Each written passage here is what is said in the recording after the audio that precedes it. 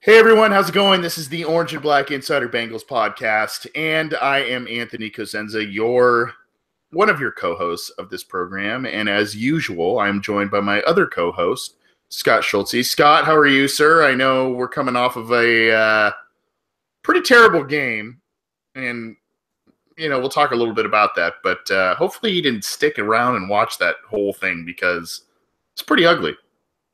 I had a chance to watch it, so I did. It's always kind of hit and miss with young ones, but yeah, it was definitely not the best game, but it beat standing outside in 20-degree weather, which what it's been like in Ohio for the last week. So it's one thing to sit there and watch it in the comfort of your home. It's another thing to have endured it at the stadium. Sitting there for 3 hours, freezing your hiney off. That would have been kind of miserable. You might have been better off if you're going to stand in 20-degree weather. You might be better off just watching the Geminid meteor. Yeah, whatever it's called, the Geminids. There's a meteor shower tonight that you can watch. There is one tonight. Yep. And if you're going to stand outside in 20-degree weather and watch something, that you might get more satisfaction out of that than what you saw at Paul Brown Stadium if you happen to go to the game. That's right. That's right. How's your Christmas shopping going, my friend? Are you pretty set? More or less, yeah. We're pretty low key. We're very simple and basic with that kind of stuff. We don't go overboard, so it makes it easier. Yeah. So you got all of your goodies? No. We got an early start, and we kind of got a little overconfident with our early start. And now we've unfortunately we kind of hit cruise control, and we got to play catch up quick. So, not looking forward to that. That's probably going to be a project over the next couple of days to play some catch up with gifts, and obviously early Merry Christmas to everybody, and Happy Hanukkah. Hanukkah started this week to those of you who celebrate that holiday. Happy Hanukkah to you. Unfortunately, the Bengals have not made this holiday season very memorable, very enjoyable, and as if the gut punch loss to the Steelers on Monday Night Football and the way they lost that game wasn't enough, with the season really on the line. I mean, we said the season was on the line with the Steelers, but really the Bengals still had hopes for a wild card this week, and they really did not play well against the Chicago Bears. They lost 33-7 on their home turf. Obviously, a lot of players were out of the mix with injury, but no excuse. Seemed to be an inferior opponent, and the Bengals looked like The Walking Dead. Shout out to that show on the field the other day. I don't really want to talk about semantics and stats and all of that stuff, Scott. I mean, for those who did not watch the game or didn't watch the entire game, the Bengals got absolutely dominated. The Bears had over twice as many net yards as the Bengals. They had about 250 or so rushing yards. Their two top backs, combined for, I think it was 230 yards or 220 yards, something like that. And it was ugly. There's not much. It kind of like what players do after an ugly loss. You kind of say, well, I don't even want to look at that. I don't want to talk about it. I don't really want to talk about that.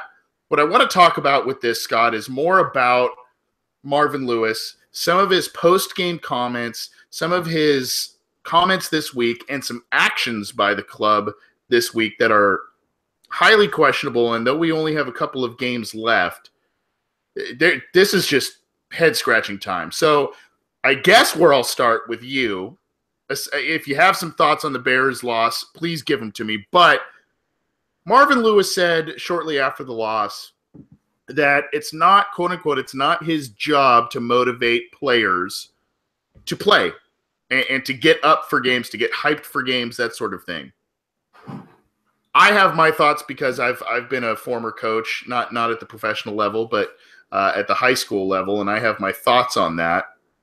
I had some people respond to that saying, these are grown men, these are pros, they shouldn't need another grown man inspiring them or whatever. I've heard the other side. I'd love to get your thoughts on this. I'd say Marvin Lewis is absolutely right, and he's absolutely wrong. If you look at these guys are professional athletes. Obviously, they're paid millions. Some are paid hundreds of thousands. Whatever, they're paid a lot of money. this is their career, their livelihood, this is what they do. That being said, I would venture to guess most of them have a personal trainer, a fitness workout person. The Bengals obviously have one. These guys obviously know how to work out. They know how to do bench presses and reps and all that kind of stuff. But yet, when they work out, more often than not, what do they have with them? They have that guy, that trainer who's with them. And what is that guy doing? He's doing the thing that Marvin Lewis just said these guys don't need done. That's the guy that's pushing them. Give me that extra rep. Give me that extra set. Put another 10 on that, bar, and let's do this again. When they're like, I've put in a good effort, I'm kind of done.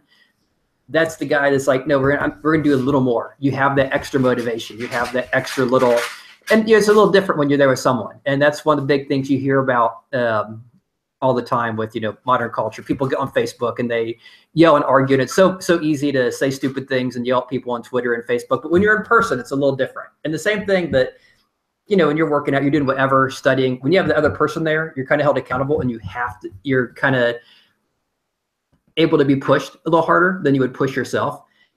And I think that's the job of any coach, the positional coaches, the coordinators, the head coaches, anyone's on the sideline during the game with those players.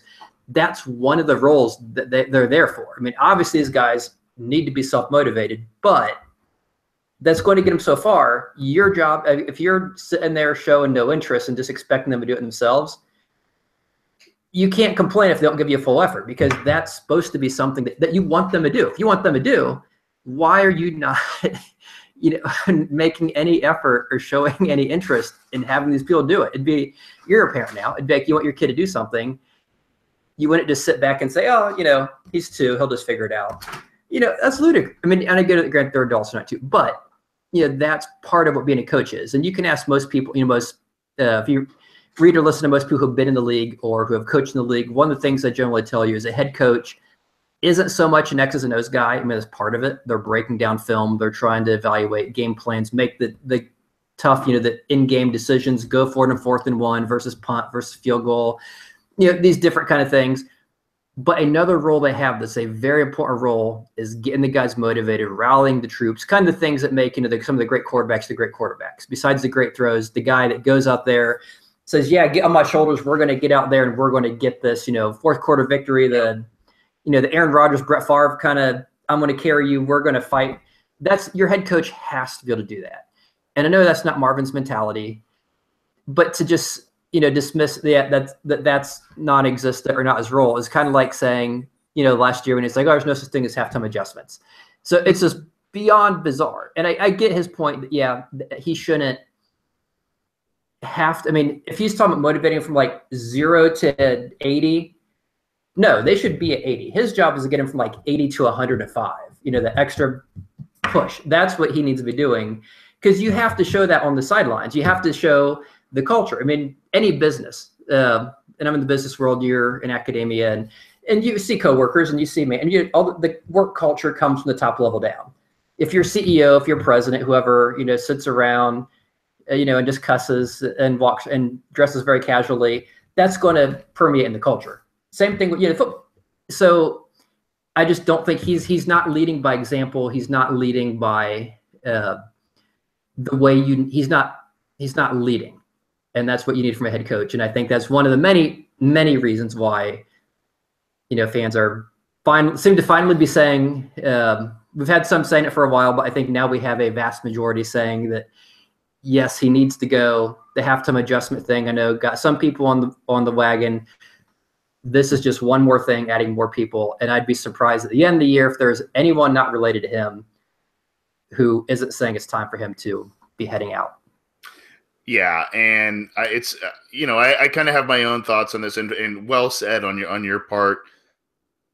It's interesting. I guess I just want to start by responding to one point you made, which I thought was very interesting. And I think for those of you who are in a workplace, whether it's a corporate setting or what have you, you probably have been around someone who is either given their 2 weeks or is on the verge of retirement or something like that, where, especially if they're in a leadership position, you feel it. And you catch the vibe that, yeah, I don't know that you want to say they've checked out, but they've got other priorities going on and they've got other things on their mind. And I almost wonder if that's where Marvin is at, and we're going to talk a little bit more about that with some comments he made in the middle of this week, based on his coaching status and the upcoming foe with Mike Zimmer and the Vikings. But as I mentioned, I coached for a number of years. Again, not at the college level, not at the professional level, so there are some major differences there, based on ages, based on personality types, all of that kind of stuff. I think that I think one of the primary jobs of a coach is to motivate, is to inspire a team, and that can come in a variety of ways. You can be the rah guy that gets, grabs the jersey by the neck and, get in players' faces and intimidate them or yell at them. You could be the guy that's kind of the quote unquote players coach, like a Pete Carroll type of guy who really just kind of has that infectious personality that permeates throughout a team. You could be a guy like a Tony Dungy, where smart, well-spoken, knows the game of football, high character, and you simply, as a player, do not want to let that person down by losing, by playing poorly. Though they will never get in your face and yell at you, you simply just have so much respect for a person that you do not want to let them down. At some point, you look at those types of coaches, those types of facets, and you don't see a lot of responses from Bengals players. Now, they've said the right things in the media, and George Aloka came to the defense of Marvin Lewis and said, it's on the players. It is, to an extent, like you said, Scott, it is to an extent on the players. You got to get to a certain level. You got to have the heart. You got to have the ability and the heart to be a professional athlete. But let's face facts. They're paycheck players in the NFL. That's how it is. Whether you're a free agent, if you've come from nothing and all of a sudden you've got a lot of money, or you're at the end of your career or what have you, there are paycheck players in the NFL, and a coach needs to be able to resonate with the rookies, with the free agents, with the guys at the end of their career, and get the most out of them. Marvin Lewis has not been able to do that. We've seen the results. Now, he's got them to an extent, but not all the way there. And I guess I kind of want to end my little rant, and I'll kick it back over to you, Scott, if you have any additional thoughts. But Marvin Lewis has been a guy who's been a big, let's keep certain guys, especially after the mid 2000s, when the Bengals were known as kind of the bad boys of the NFL. He's been kind of the let's hang on to locker room guys, and he relies on some of these veterans. He relies on some of these high character guys to be leaders of the team. Domata Pecco, Andrew Whitworth, Robert Gathers, Michael Johnson. I mean, the list kind of goes on and on. Carlos Dunlap. I mean, there's a lot of guys, and they are good guys to rely on within a locker room. However, it's almost as if Marvin Lewis has kind of said, he almost has kind of just given that baton to players and said, you guys do this. I'll do my thing, and I'll get with the coaches, we'll draft guys, all that stuff, but I'm gonna lean on veteran players very heavily for this type of thing, and I'm gonna take it kind of off my plate. I think that needs to be a two-way street, because in the end, you are still talking about guys in their mid-20s, late 20s, early 30s, depending on who you ask. They haven't figured out who they are necessarily in life, even though they have prominent professional football positions. But in the end, you're still talking about guys in their 20s trying to lead guys that, are just a little bit younger than them. I think it needs to be a bit of a two-way street where, lean on some of these locker room guys, but in the end, I'm the guy that's going to inspire you. What do you think, Scott?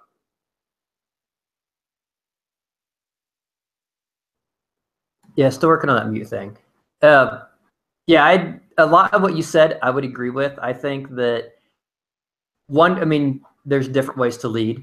You obviously don't have to, be the rah guy, but you have to do something. And I think it was Vince Lombardi. One of his former players talked about how he was such a very hard, difficult, demanding coach. Just someone who, rode you into the ground, worked you hard.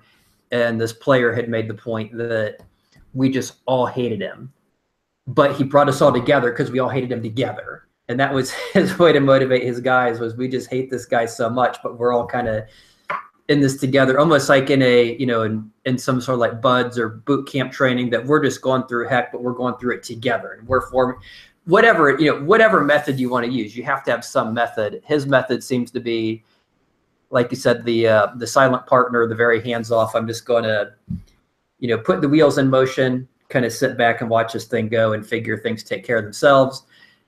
And yeah, that's kind of a great, and you talk about paycheck, well, he's getting a paycheck too. And by just doing that, he's basically not doing part of what his paycheck, is for. It's, I don't know what exactly he thinks his role is, if it's just to make, smart ass remarks to the media after games and, bench young players. I don't know what exactly he thinks his role is, but I think a lot of fans would say it's a lot more than he seems to be doing. And yeah, I think you can kind of tell early on in the season when they started losing, and he seemed to be losing the locker room, and Joe Mixon and AJ Green were saying things, and Jeremy Hill was like, yeah, screw this, I'm taking surgery, I'm out of here. And you can kind of see things weren't going very well. And that it does seem like when you watch the games, the many, not all, I think especially some of the younger players are still fighting, but a lot of them just seem to have checked out. They are kind of like, there's kind of a losing cause, like working on a project that isn't going anywhere. No one's really going to care what happens one way or the other. It is one thing I'll throw out, and just one brief comment on the Bears game, that, when you watched Mitch Trubisky just kind of looked every bit of the first round pick that the team traded for, just, making throw after throw, completing passes. And part of it was his guys were wide open, especially, Kendall Wright, who really hadn't done anything else. I think the announcer said he had like a third of his catches or something in this one game. But just watching him, and then flashing back to the Houston game, Deshaun Watson, another first-round pick from this year. And you've mentioned before, the Bengals struggles against rookie quarterbacks. And when Watson had that rushing touchdown, the only touchdown in that game, led the visiting Texans to victory, a team that, may thought, well, the Bengals are going to win, rookie quarterback, first start. He looks like a grizzled veteran. He carries the Texans on his back, brings them a victory. What do we see next time they play a rookie quarterback, first-round pick? Trubisky goes out there and completes pass after pass, looks poised in the pocket. Even when he gets pressure, he looks like he's been doing this for quite a while, knew what he was doing. And, yeah, it's amazing that how outside of Browns games, outside right. Every other team we play, when it's a young, a TJ Yates, Trevor Siemian, whoever it is, they just, for whatever reason, I don't know if it's just poor preparations, if they just don't have the film and don't know what to do, or they just are too dismissive. It's very baffling how they can constantly leave guys wide open and constantly not get enough pressure to, really force these guys into bad decisions, into bad throws, into quick feet. They just, give them the time, give them the open receivers, and just make them, look a lot better than you expect a rookie, especially when you see our games, just rookies play and they struggle. And as soon as they play Cincinnati, it's, there they go again. Trevor Siemian completed 2/3 of his passes for like 250 yards, or I think it was even better than that. But yeah. Yeah, I mean, I think that's a direct indictment of coaching, and the Chicago game is definitely evidence of that. And I think, we kind of talked about the Chicago game, we kind of talked about Marvin Lewis. I think that this season, really the past two seasons, have really exposed Marvin Lewis and exposed this team's weaknesses in terms of organizational culture, the way they run their business, the way their franchises run, and the entire amalgam of everything Bengals the last 2 years has really, I think, opened some eyes to fans, and it's not pretty, and it's going to take a lot of retooling for this team to be able to move on and be competitive once again, because really, 11 wins and 1 tie over the past 2 seasons is not getting it done. and they're not playing great football. It's really, to be quite honest with you, Scott, it's really kind of a boring brand of football. I mean, you watch them play, and they're not all that fun to watch right now. I mean, they don't do a ton of stuff very well. And I think, back in 2005, it was offense and way fun. And then, 09 and the other years, is kind of more well-rounded, solid football. In the last 2 years, they're just not doing anything really well. And I think that needs to be addressed. This is the Orange and Black Insider Bengals podcast. I'm Anthony Cosenza. I'm joined with Scott Schulze. We've got a lot on tap. We are still taking your questions and comments. We've got a couple already we're going to try and get to at the end of the show. But if you are joining us live in the YouTube chat, please put it in the YouTube chat. We are scanning those. You can tweet them at us at BengalsOBI. And if you can't join us live, you can send them to us at theobinsider@gmail.com. You can also catch this show on Cincy Jungle on YouTube and subscribe to our YouTube channel. We're on iTunes, so subscribe there, and we're on SoundCloud, so subscribe there as well and get the program through a number of different medias. We are continuing to grow. We've gotten a lot of new subscribers, a lot of new listeners, and we appreciate that, even though the Bengals are having a subpar season. Scott, I waver on where I want to go here next. I guess it's a pretty good segue based on what we've talked about with Marvin Lewis, the Bengals, all of that. This is the first in what I think will be a kind of a mini series over the next handful of episodes. And I guess it's how to fix the Cincinnati Bengals. And what we're going to do is we're going to look at various aspects of the team, various aspects of how the organization runs. And we're going to kind of pick that apart and say, this needs to change starting this offseason in order for the Bengals to be competitive and or playoff bound and beyond once again. I think the easiest place to start, Scott, is the coaching staff. And the idea I had was that, a lot of people are saying get rid of Marvin. Well, I think some of the issues in terms of staleness in the locker room, staleness of messages, lack of development of young players, I think it falls beyond Marvin Lewis.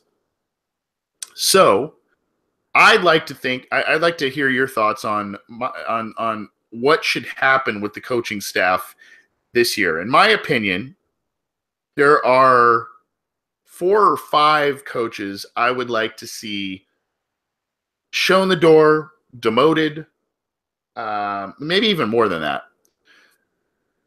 Marvin Lewis, he's not going to be fired with 3 games left and 1 in the last year of his contract. He's, it's just not going to happen. I think he's just gone regardless. Okay. I have been disappointed in Paul Guenther. There are some pluses and minuses to what he brings to the Bengals, but I have been largely disappointed in what I've seen this year. The team can't tackle. They can rush the passer, which is awesome. They can't tackle. They're not good against the run, which has been a staple of theirs. They're okay against the pass. I think that Jim Haslett, the linebackers coach, has failed this team quite a bit. I think that Paul Alexander is a guy who needs to probably be finally shown the door. And I think the Bengals need to, I think Bill Lazor, God bless him for the situation he has been thrown into, but I think there is a number of issues on offense, and I think the Bengals need a more creative mind there. Now, obviously, a head coach could bring in those positions, with their new regime and whatnot. Marvin Lewis did it a couple of times with the Bengals in his 15 years. But those are the spots to me that really, really need to be addressed. What do you think? I would agree with all those, especially the one that I think is beyond question is Paul Alexander. I mean, going back all the way to the Evan Mathis, Nate Livings decision where when they played on the field, Evan Mathis looked 10 times better. They decided to cut him. They keep Livings. I think Mathis went on to the Eagles, maybe had an all-pro year that year or the next year. And the guy who has continually failed to develop offensive linemen. I mean, Andre Whitworth was obviously great. He was rated as a first-round player, fell to the second round. They grabbed him. He obviously had a very good career. Outside of that, Zeitler and Steinbach were both first-round picks as guards. They were like the first or second guard taken that year. They both did well. Then they made no effort to re-sign them. Andre Smith was a top 10 pick, and he was like number 6 overall. He was a solid player. But pretty much outside of that in his tenure, they really haven't done a whole lot. They've neglected the guard and center positions outside of the 2 first-round picks. They put no emphasis on drafting those guys, and when they do draft them, they don't develop them. You look at Bodine, you look at Guychek, you look at all the different people they've had in that position ever since Kyle Cook and Richie Bram have been gone. And the guys they draft, once you get past that first round with those high picks, the guys that are just good because they're good. Anyone you have to develop and turn into a player. For whatever, he just has never shown that ability to really do that with anybody. And some of the people they take, especially lately when they reach for Fisher and Obuehi, and you see how they've struggled, and so it's very easy to point the finger. But then when they trade up for Bodine and do that too, and it's just it just seems like player after player after player. And at some point, you have to ask yourself, how do you stay employed that long and have nothing to show for it? And yeah, that's the one that's beyond baffling. And I would totally agree with the Haslett too. I mean, the linebackers just haven't looked very good this year. I know Burfict hasn't been 100%. He was suspended a few games, but he's been suspended before, and they looked fine. Minters seems to have somewhat been he hasn't really been that noticeable. Vinny Ray, when he's in the field, Nick Vigil looked good at the beginning of the year. He sometimes kind of looks like he's not exactly developing as much as we would have hoped for a guy they drafted as high as they did. And I think you can make an argument for for pretty much every coach on the team except for Paul Guenther. I think he's the one guy who I personally think has done well. If you look at the Bengals numbers, I think their defensive numbers are actually better with him overall than they have been with Zimmer. Now, that being said, if you're going to clean house, and a new coach is getting his own staff, okay, then you don't just keep one guy unless the new coach wants him. But the one thing I think that's going to have a big impact on what the next coach does is how much control Mike Brown gives them. Because that's always been the one issue is, Mike Brown's tried to be like his dad. He wanted to have a lot of control. And during that decade in the 90s when they were awful, he wanted to be involved in the drafting and a lot of the player decisions and that kind of stuff. And we saw that he obviously fell flat. It seems like he's given some of that to Lewis over the last decade or two.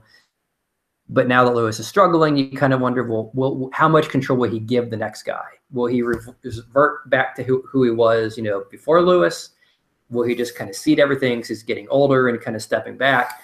And I think that's going to be a big part of it and that might even affect who we even get as a coach. Because if he tells the next coach that comes in, hey, I want to say on these 10 things, and the next coach might be, well, forget that. I'll just go somewhere else. Because I think there's definitely going to be our positions open in the league. And if you're a hot commodity coach who has many offers, many interviews, you're probably not going to go somewhere where the owner wants to be involved in everything if it's something that would affect what you think you can do as a coach and could limit your ability to win.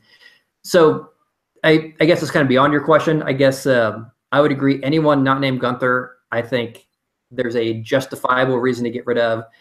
And if they get rid of him too, I understand because the new coach needs to be able to bring their own whatever in. If you expect this guy to win and you expect him to win his way, you have to give him the freedom and flexibility to do that, whoever it is and whatever way it's going to be. So great thoughts. And you've kind of sold me a little bit on the Guenther thing. I'm going to say this about Paul Guenther. I guess why I'm sour on him is I've seen regression in certain areas. I've seen progression in other areas. Last year a big thing was they couldn't get to the passer. This year they did a great job at that. They've been one of the top teams in doing that. So I got to give him credit there. I guess I don't like the idea of him being an in-house candidate to replace Marvin Lewis. I guess I don't like that idea, and maybe that's kind of bugging me a little bit. But playing into your corner and not into mine for Paul Guenther is, there is a little bit of a continuity and a scheme continuity type of thing there where, all of a sudden if you get a guy like a Keith Butler from the Steelers or somebody from, Matt Patricia from New England where they run these diverse schemes and 3-4 fronts and all of that, the Bengals currently don't really have the personnel for that. They have Geno Atkins, a guy who, is not a 3-4 type of player. They've got other guys, so I guess I understand that from, hey, at least from the critical pieces on defense, Vontaze Burfict, Geno Atkins, Carlos Dunlap, Paul Guenther sticking around as defensive coordinator makes sense, but I think there needs to be a purging of a lot of different coaches. And I want to play to a point that you mentioned, and as well as from K Rhodes in our YouTube chat. He said Paul Guenther is riding the coattails of Mike Zimmer's success. Yeah, a bit. And this defense has regressed a bit since Mike Zimmer. We'll talk about Mike Zimmer in just a minute as well. But yes, but I think that's the problem with a lot of these guys on this coaching staff. I think they're going back, and I really, really look at the Paul Alexander point you made, Scott. You look back in 2004, 2005, and parts of 2006, Paul Alexander had it easy, man. He had Levi Jones, a first-round pick, a top 10 pick, I believe, when the Bengals drafted him, who ended up being a Pro Bowl alternate. He had Eric Steinbach, another guy who's a Pro Bowl alternate, a second-round pick, borderline first-round pick, because he was the first pick of the second round in 2003. He had Rich Bram, a guy who was a veteran center and was the best center the Bengals had and have had in quite some time. The Bengals brought in Bobby Williams in 2004 in free agency, a former second-round pick and a guy who was great for the team, and a borderline Hall of Fame player in Willie Anderson at right tackle. What did he have to do to coach these guys? He didn't have to do anything to develop them, to coach them. These are great. Yeah, you can hone some skills and all of that, but these are guys that's why a guy like Rudy Johnson set franchise records on the ground. That's why Carson Palmer had so many fantastic seasons passing the football. Basically from 2003 through 2006, he had a phenomenal offensive line. Then you look at guys that he tried to develop. Stacey Andrews. Oh, boy. Nate Livings. Oh, boy. And then you got Jake Fisher. You got Cedric Ogbuehi. You've got the centers that you mentioned.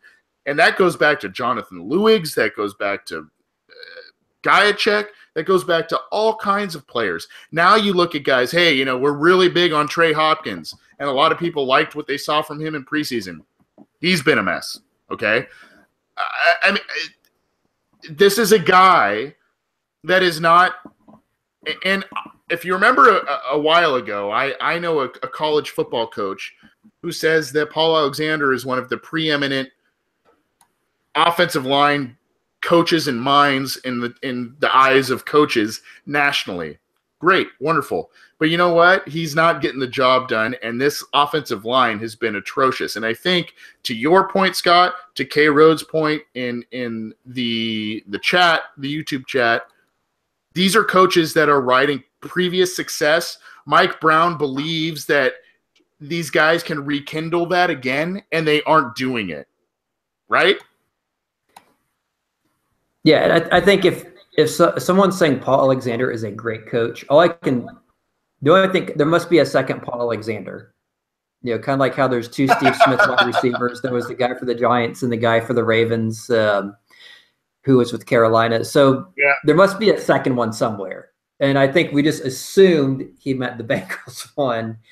And clearly he means some guy at Montana State or I don't know, somewhere. And I'm sure he's on Wikipedia that's the guy he meant. But yeah, to your point, someone like Rudy Johnson, who was not exactly a great running back. He wasn't fast. He wasn't elusive. He was kind of powerful, and you had the big line where you had those big holes, and all you do is run right through it, and you'd get 5 yards before contact. It's kind of hard not to, as long as you're getting the ball as often as he was, not to get 12, 1,400 yards because he was just running untouched. And you have to wonder, you put Corey Dillon or Joe Mixon or someone behind that line. Instead, they get the lines that are just, total garbage. And the funny thing is, you look at the offensive line this year, and my last point before we move on. The two best players, I'd argue, on the line this year, the one you mentioned, the Trey Hopkins, which he's obviously, as you mentioned, struggled, but I think he's been one of the better ones, him and Clint Bowling. And I think Bodine's obviously had his issues since day one. Jake Fisher was awful. He got, Abway, he's not been as awful. But the funny thing is, who are the guys that Paul Alexander has spent more emphasis, focus on drafting, bringing in? It was Abwehi, Fisher, and Bodine. Yep. Who are the positions that he kind of neglects, ignores, the Bengals don't really care about, don't really focus on? Bowling and Hopkins. It's almost like they kind of lucked into the two good players, and the ones that they actually tried to get for the line, they actually put some thought and emphasis in doing, are the ones they screwed up. Yep.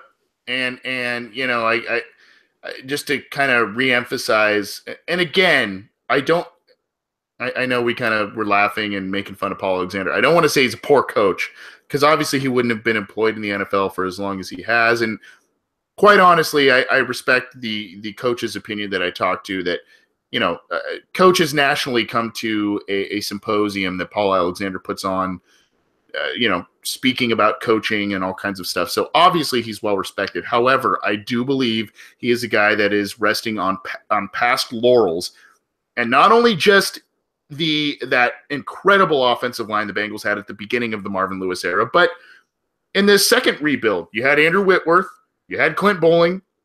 The center was kind of a mess, regardless of who that was. And you had Kevin Zeitler.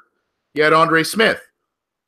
Not bad play. First round at right tackle, first rounder at right guard, fourth rounder but versatile guy at left guard, and then a second rounder who basically is playing like a Hall of Fame tackle at left tackle. So, like you said, Scott, I love what you said about, it's kind of like he drafted good players and he just let the good players do their thing and maybe kind of tweak some things and fine-tune some things. But when it came to either him pounding the table for inferior players or getting these project guys that he was forced to develop or mold them into a certain position, he didn't do a good job. And, I don't want to just pick on Paul Alexander. There's a number of different coaches. We've mentioned a lot of them. And unfortunately, the offensive line the past 2 years has kind of been a mess. And that's it's an easy place to point to. But for the first point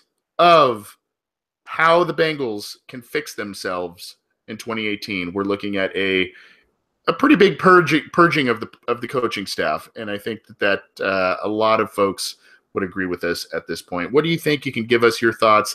You can join us live every week in our YouTube chat and chat with other Bengals fans. There's already been a little bit of a heated debate, I've noticed, from a couple of different Bengals fans, which is kind of fun, but hey, take it easy a little bit. You can get in touch with us on Twitter at BengalsOBI. You can get in touch with us on email or via email, theobinsider@gmail.com. And of course, we are on cincyjungle.com. We are. You can subscribe to our YouTube channel, our SoundCloud channel, and get us on iTunes. We appreciate the support that you've shown us, even though the Bengals have been struggling really since the inception of this program. Hopefully, we're not a bad luck charm. Let's not even talk about that. Scott, the Bengals face the Vikings this week, and usually we kind of talk about X's and O's and what to expect, and really, based on the sleepwalking thing we saw from the Bengals last week against the Bears, and the issues that just seem to be plaguing the Bengals and how good the Vikings are, I don't think it's truly necessary for us to kind of really dive in depth on, what the Bengals need to do. And, unfortunately, this just seems like something we can kind of chalk up into the loss column. They play in Minnesota and, just doesn't seem very good at this point. What I want to talk about is obviously the Mike Zimmer effect. And this plays into our last segment of, the coaching and all of that kind of stuff. Hindsight, 2020 hindsight is an amazing thing. And, Jay Gruden's had some success in Washington. Vance Joseph has struggled in Denver. Whereas the other branch of the Marvin Lewis coaching tree, Mike Zimmer, has had quite a bit of success in Minnesota. And I guess now when Zimmer left, this was Marvin's job. The Bengals were still playing very well, and they were a consistent playoff team, and they kind of kept the machine rolling a bit. But you look at it and you kind of say, well, man, what could have been? And I guess the thing that I look at that's a difference between the Vikings and the Bengals, there's two things to me. The Vikings know what they like to do. And some of it is very similar to what the Bengals and what Zimmer did with the Bengals defense, tall, big corners, press coverage, and, we're going to pressure the hell out of you. We're going to pressure the hell out of your quarterback, and we're going to make just enough plays on offense to win games. And sometimes it may not be sexy, but sometimes that doesn't matter as long as you get into the playoffs, and who knows what happens. But the other thing is I see Zimmer do what Marvin Lewis and the other coaches we just mentioned can't, and that's getting the most out of certain players that maybe marginal players. And I look at Case Keenum, a guy who was a phenomenal college quarterback, hasn't done much into the pros until this year, and he has played phenomenal football in the wake of Minnesota having so many quarterback issues.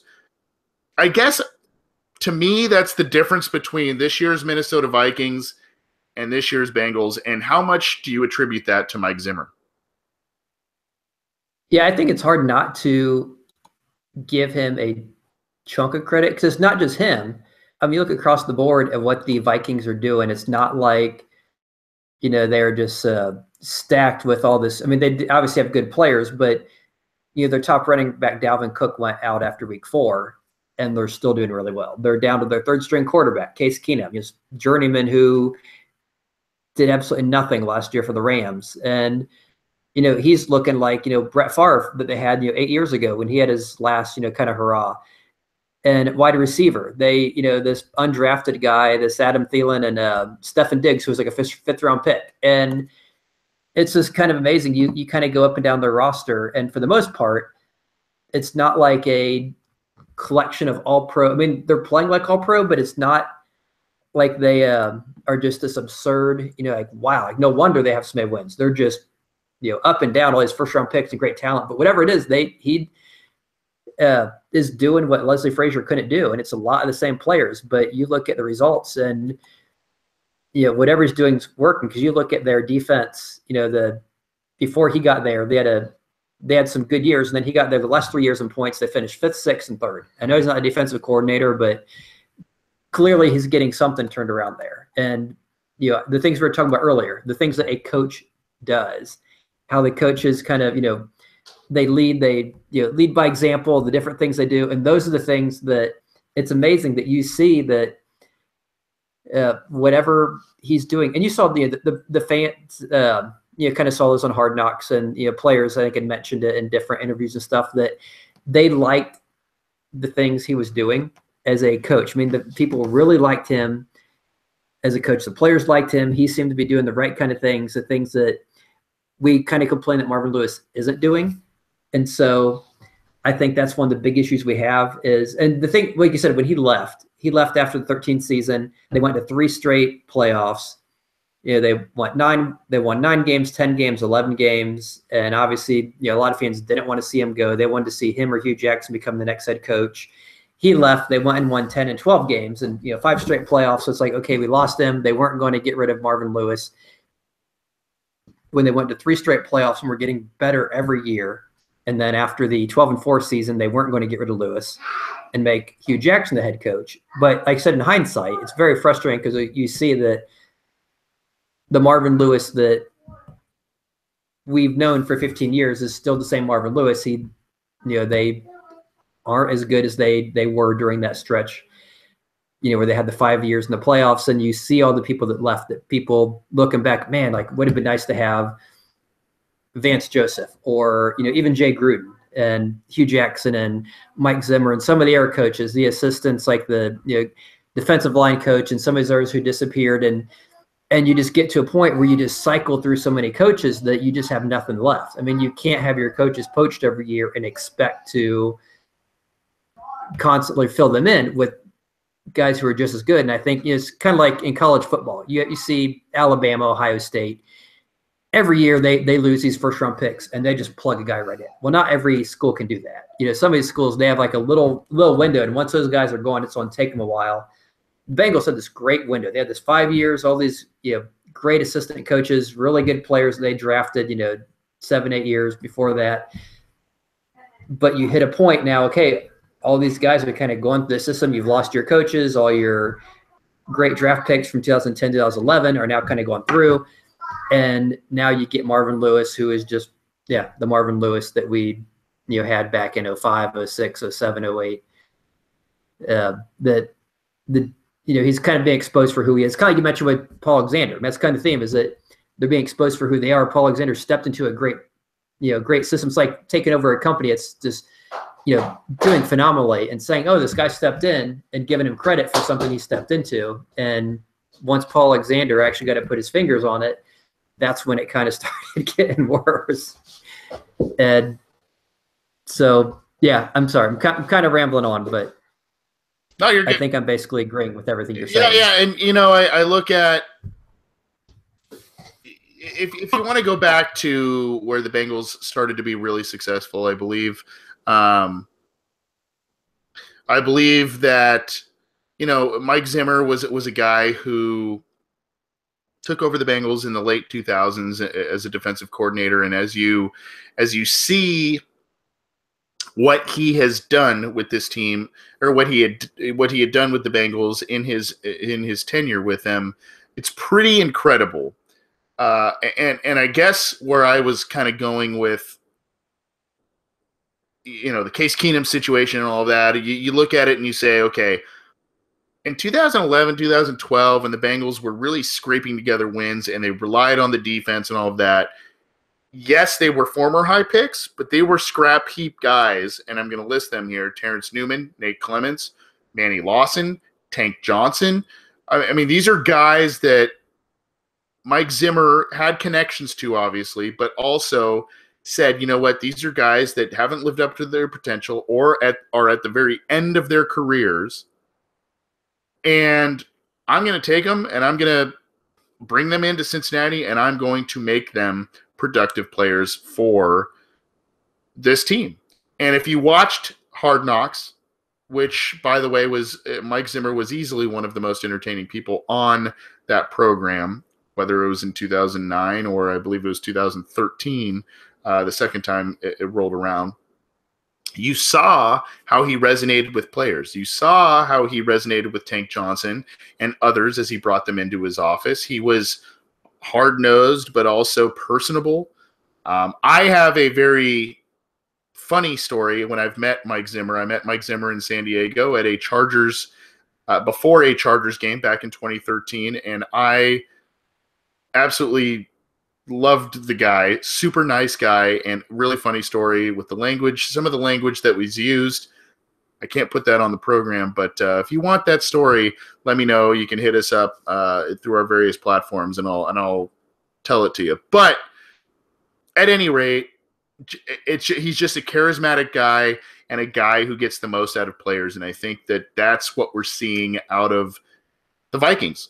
You're seeing them play well. You're seeing players who really, I mean, yes, they have high picks out there. Xavier Rhodes and is playing well, and Everson Griffin is still playing very well for them, even though he's up there in age. And they had Dalvin Cook, who was playing well before he got hurt early in the year, and they've done some things, but he is getting the most out of a lot of players who have not really lived up to certain NFL potential. And I think that's kind of the message to take with Mike Zimmer. And I don't think, a lot of people are easy to say, well, why didn't the Bengals hire him? I don't think that just based on where the Bengals were in terms of success themselves, Marvin Lewis's entrenchment as the coach, and Mike Zimmer's opportunity to go to Minnesota, that's just not, it wasn't feasible for him to be the coach of the Bengals at that point.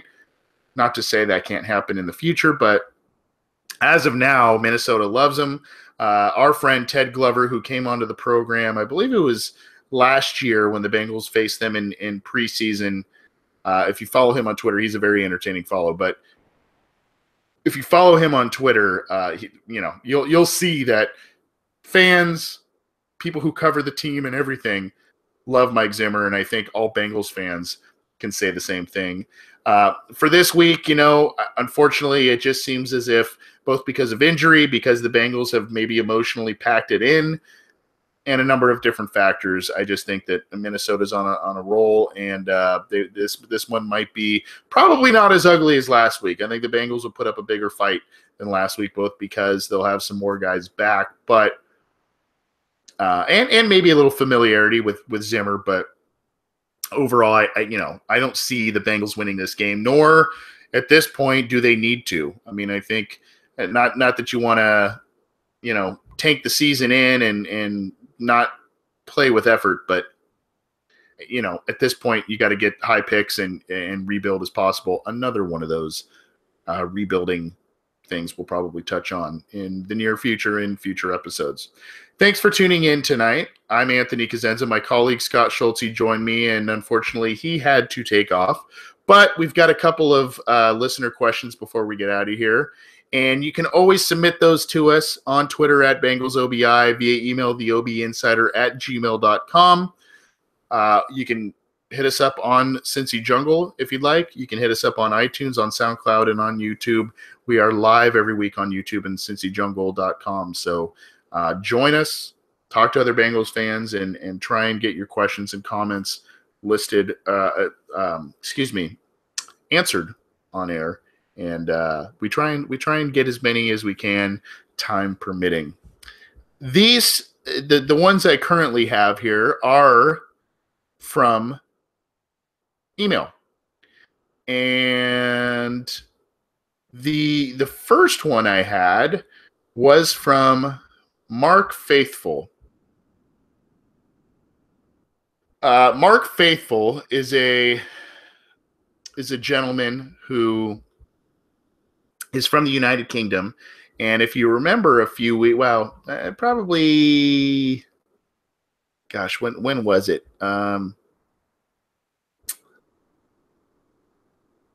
It was the opening game. That's when he went to. It was the opening game against the Ravens when the Bengals absolutely laid an egg. Andy Dalton threw, I believe, 5 interceptions and just a mess of a game. Well, I guess that wasn't enough to keep Mark away from Paul Brown Stadium again this week. He emailed us shortly after the game saying, just came home from watching the Chicago game.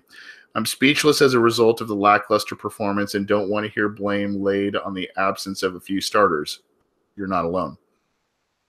Why is it that we continue to get beaten physically and mentally every season by the Steelers, then go into some form of trauma that impacts extended periods of the season thereafter? I am fed up with the same old story, fed up of being bullied by the Steelers. Being UK-based, I'm no expert on the coaching process, but something has to give in terms of the mental approach this team takes into big games. I have always supported Marvin Lewis, but this season has me finally accepting the need for major change across the coaching ranks. We have so much talent, and to see it wasted because of poor management is unacceptable. And don't get me started on the subject of John Ross. Very appreciative of the last sentence of the email saying, doing great job, Anthony and Scott, and Merry Christmas to you and the Cincy Jungle team from across the pond. Great email. Now, I don't want to repeat myself a bunch because some of that stuff we talked about with potential ways to fix the franchise and the coaching situation and all of that.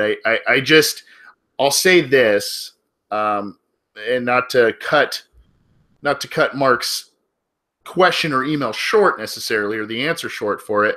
But I will say this: I think that they need to have the Bengals need to, whoever their next coach is, they need to hire somebody that has had some significant success. Either I'm hesitant at the college ranks, but I mean there are guys that have come into the NFL and done well.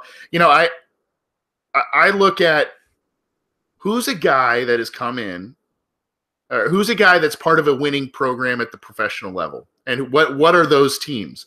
Pat, and if you look at the playoff bracket, almost every year there's at least 4 to 6, if not more, of the same teams that are in every year. Every year, Green Bay, Pittsburgh, New England. I wouldn't say Dallas. There's the handful of teams every year that are in the playoff picture, right? So those, to me, I would poach those teams of coaches. Now, right or wrong, I don't know, but at least they have an idea as to this is how we run things. This is how this team won X amount of Super Bowls under my tenure, or X amount of playoff games under my tenure, and this is what we need to do. And I think there needs to be a clear organizational plan as to this is how this is going to happen. This is what we need to have happen, and we should be seeing the fruits of our labor, say, maybe 2019, right? So, I would say pillage some of the most successful teams and really pick their minds in terms of what needs to be done to win big games, to prepare for big games, the players, the types of players you need, the personalities of players and coaches that you need, because those are the people that have been there and done it. And, there's not just going to be a Bill Belichick floating out there for you to be able to hire. You're going to have to get a young mind, or, maybe someone who had stumbled early in a professional coaching position and is now looking to have one now, and you got to give them another chance. But I think you need to really go after someone on these winning organizations, because, mimicry is flattery, right? I mean, that's kind of the thing. And I am very much with Mark. I am very sick of, to me, and you go back to last week's episode, to me, the Bengals that was the most physical I had seen them be with the Steelers in a very long time. And yes, there were a lot of Bengals that were knocked out of that game, but I thought, particularly in the first half of that game, the Bengals were flying around, were playing inspired football, and doing everything they needed to do, hence the 17-3 lead at the halftime. That's another component to Mark's thing. The halftime adjustments, being able to keep your foot on an opponent's throat, especially a good opponent, especially in big venues, big games, that sort of thing. And they have to find a coach that has that type of mentality. There's a lot of talk. We've talked at length over the past few episodes of certain coaches that could embody that. Jim Harbaugh, Urban Meyer at the college levels. Perhaps David Shaw at the college level. There's Matt Patricia, there's Josh McDaniels, there's Keith Butler, there's Todd Haley. There are a number of different guys that, and unfortunately, a lot of those guys kind of come with a little bit of hesitancy. Josh McDaniels had problems in Denver in his stint there. Todd Haley had problems in Kansas City in his stint there. But they come from winning organizations and winning cultures. You've seen Bruce Arians do it, even though it's kind of fallen apart a little bit the past couple of years in Arizona. But you've seen guys do it. And that's what the Bengals did when they hired Marvin Lewis. They hired a guy who had won a Super Bowl a handful of years back with the Baltimore Ravens, built a great defense, and they said, that's the guy, an outside hire, yet a guy who is familiar with our division and can bring his ideas in here that embody what we need. And, it worked for a while, and unfortunately, time has kind of run its course, and I think that may be where the Bengals need to go this year in terms of answering those questions from from Mark, and thanks to him for that question. John Telly writes us, like most Bengals fans, I'm ready for Marvin to leave. That's why I'm hesitant to defend him, but here it goes. Oh, boy. I agree with Marvin when he says he shouldn't have to motivate highly paid professionals. If someone came to you and said, I checked out mentally on the job today and my work was so bad it was embarrassing, how would you respond? What would you think to yourself? This guy must really work for a bad boss who can't motivate his employees. Or would you think to yourself that? Don't get me wrong, if you say he's a poor evaluator of talent or he runs simple, predictable schemes, can't make in-game adjustments, can't manage a game clock or anything like that, I would agree with you. So we're talking about the motivational thing, and thanks for the question, John. I don't know, man. Like I said, I've coached. Yes, there is I think players, regardless of age or whatever, it is on them to a certain level. You know, they got to get motivated to a certain level. They have to have that want to, right? You have to have a group of guys that, you know, either love the sport or, hey, they love money. And in order to keep that paycheck, they got to play well. And the team has to do well. Otherwise, they're not getting paid.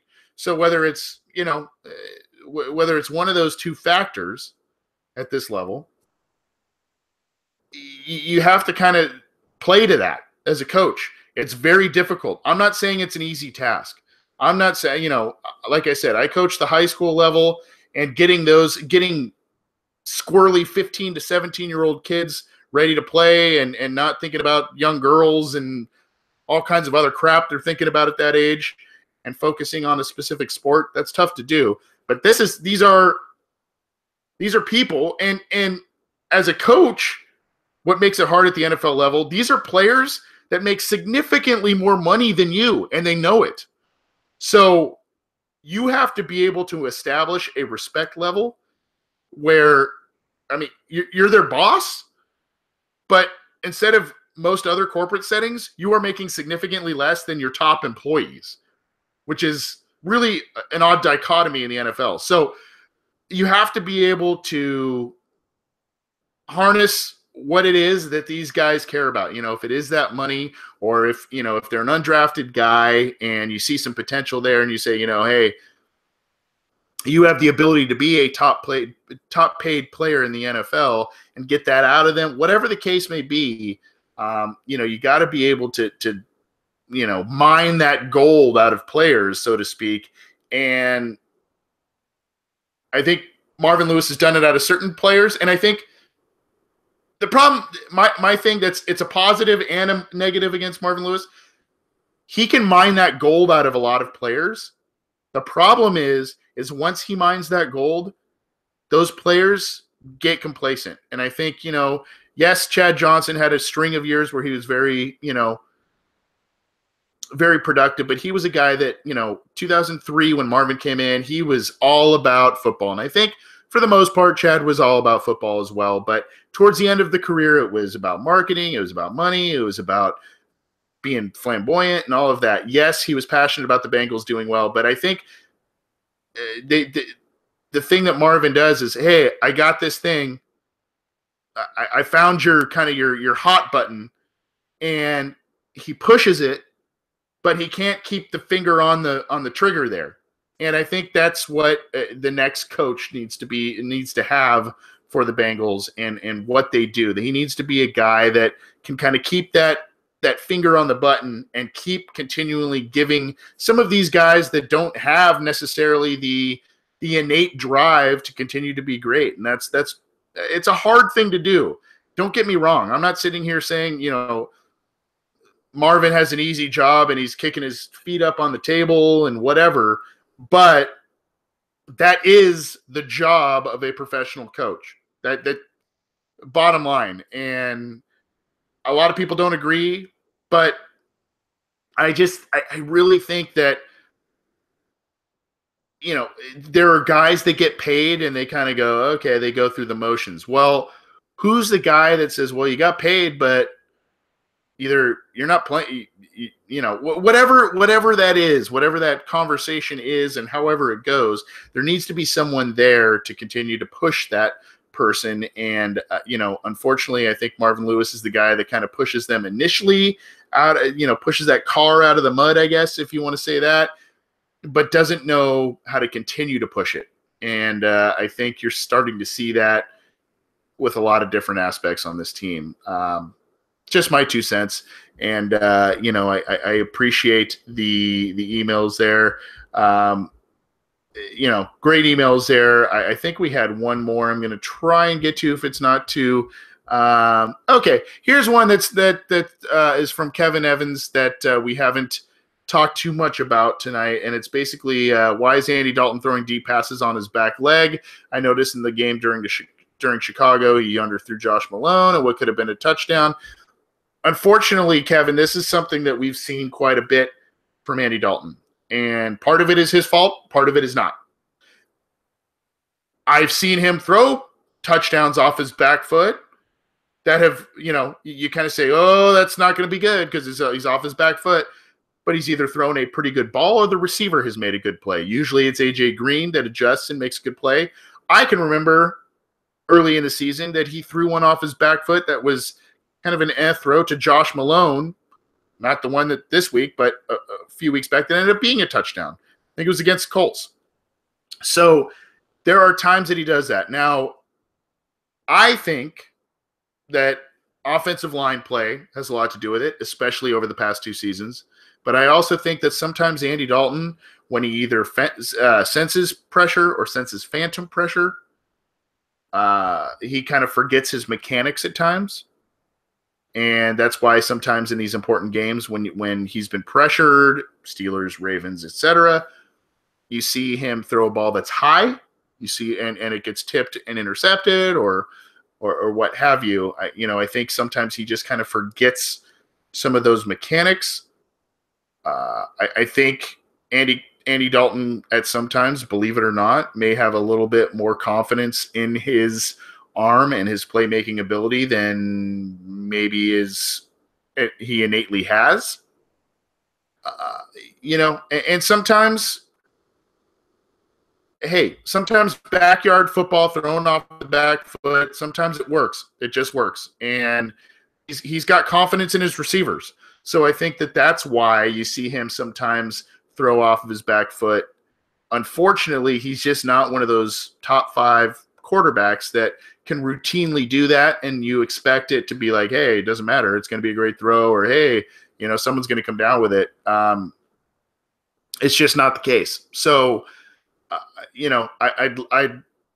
think and I'm not smart enough to be in that quarterback room to tell you exactly what's going on, but these are some of the things I see. I think it's pressure. I think it's sensing phantom pressure.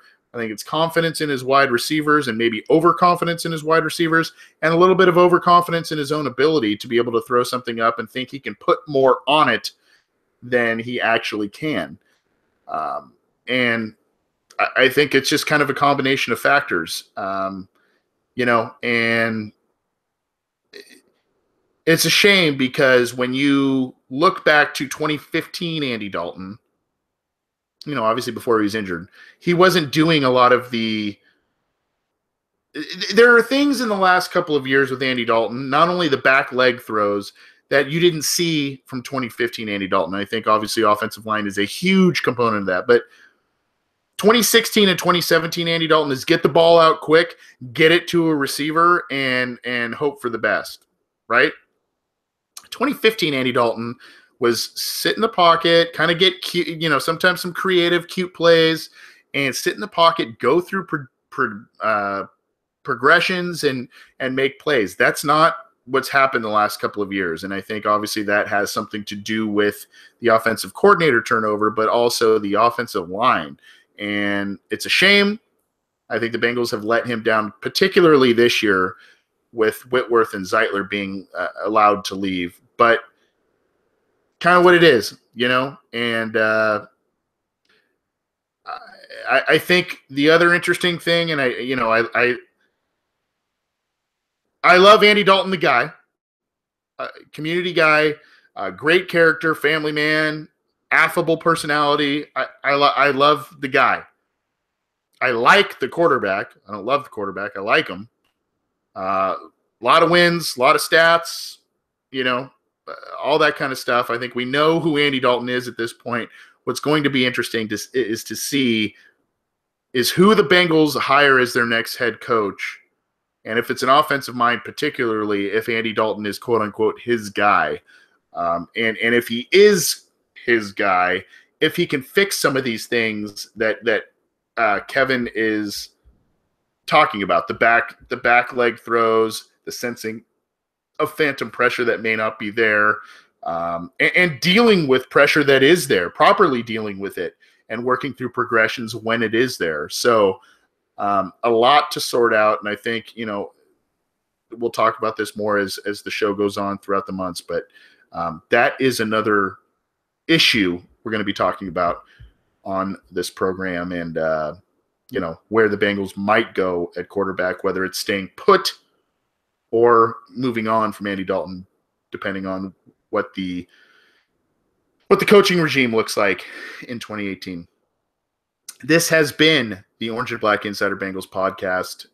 Scott Schulze was my co-host. He had to leave a little early. I'm Anthony Cosenza. Thank you so much for tuning in live to this program, and thank you so much for downloading the program. And if you're new to it, please join us live every week. We are live at cincyjungle.com and on YouTube, and you can chat with a number of different Bengals fans on YouTube every live episode, and we love to have you. Thanks for still, tuning in and supporting the program, even though the Bengals have had a rough couple of seasons. We're hoping that they're going to turn the corner and turn the corner soon. Obviously, some big changes are going to be made, but thanks for sticking with the program. Download it on iTunes, SoundCloud, and YouTube, and get in contact with us. And one final thing I want to say before we get out of here.